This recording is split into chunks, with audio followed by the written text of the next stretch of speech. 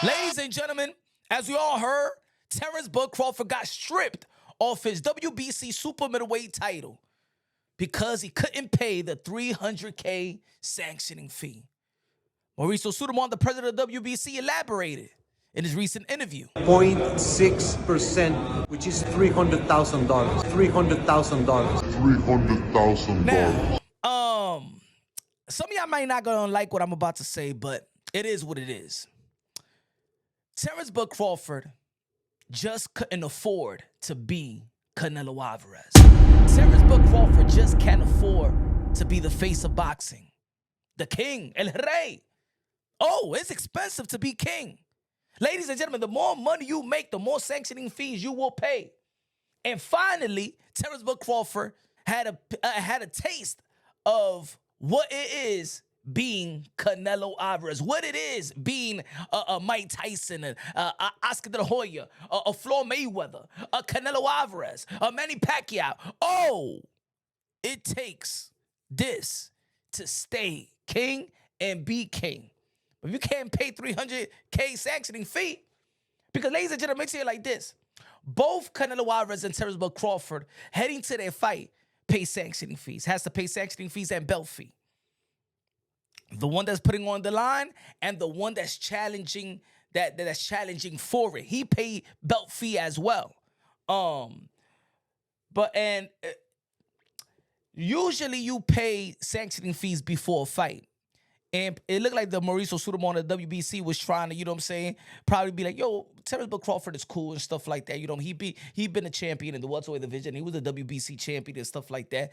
And he became undisputed, you know, in the 140-pound division and stuff like that. But he never defended it, so he never had to pay. He never had to put more money into the WBC, right?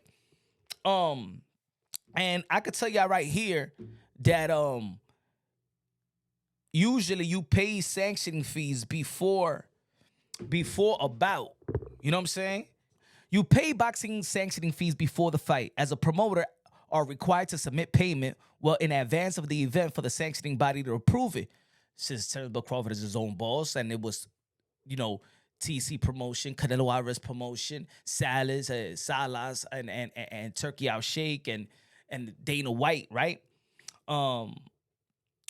Advance of an event sanctioning body to approve it. For example, one sanctioning body requires payment at least 20 days before the event, while another requires payment at least 35 days in advance to allow for the processing the belt delivery. Payment deadline: the fee must be paid before the fight to get the bout officially sanctioned. Promoter's responsibility: it is the promoter's responsibility to submit the application and payment on time. Purpose: paying the fee in advance ensures that the fight can take place with the sanctioning body's approval, which includes providing championship belts and assigning officials. But Crawford stiffed the WBC. Now, there's going to be people out there, they're going to be like, ha, ha, ha. You know, there's people out there that don't like sanctioning, the sanctioning bodies. They feel like the sanctioning fees, where does it go? You know, we heard that leading up to the Earl Spence and Bud Crawford fight, when Earl Spence was saying, where does that money go, right? And Mauricio Sudamon have elaborated that goes to foundations and programs to help, former fighters. You know, former fighters go through a lot of medical issues and things of that nature, and those sanctioning fees does help those legends that we respect, the Roberto Durans of the world and stuff like that. They also do a lot of great things for autism. You know, my son is autistic, so that's one of the things that I love about the WBC. You know what I'm saying? They really focus on autism, and they really put their money and their sources and their resources to those programs and those foundations. And it seems like that by not paying the sanctioning fees, not only do you stiff the WBC, but you also stiff those fighters that come before you, Bud Crawford. Canelo Alvarez paid his sanctioning fees and belt fees because Mauricio Sudamon would have said, that he didn't, and he also said that probably that Canelo Alvarez, when he's back after his surgery or his injury, that he could proceed in trying to get a WBC world title. As we all know, that Mbili versus Mbili and now Lester Martinez. Lester Martinez is going to be And Billy versus Shiraz is going to be mandated to fight for the vacant title. There's going to be two sides of the story. Terence Crawford is going to probably defend himself and stuff like that, and probably say that, you know, he didn't want to pay it. Maybe he didn't think he was the one that was supposed to pay it. Maybe he actually, you know, he maybe actually seen like, damn, $300K for a belt for sanctioning fees, man. Damn, I ain't never seen this before, and I gotta pay taxes, and I gotta pay the other sanctioning fees. But that's what it is to be an undisputed. See, Canelo Alvarez has been defending those undisputed, been defending that crown for a long time. You know what I'm saying? For a lot of fights, and that's what I'm talking about. Hey, yo, let me tell you something. You may like a certain fighter, and you may and the fans may ask for certain fights or dare to be great or go for the world title. But let me tell you like this: not everybody could afford to be a champion. Not everybody could afford to be a champion. Not everybody could afford to be a unified champion. That's why sometimes you hear in the history of the sport of boxing, some people just vacate the belt. They just can't afford the sanctioning fees. It's just not, you know, they don't want to pay for it because they can't afford it. They just want to keep all that money, you know, to themselves. You feel me?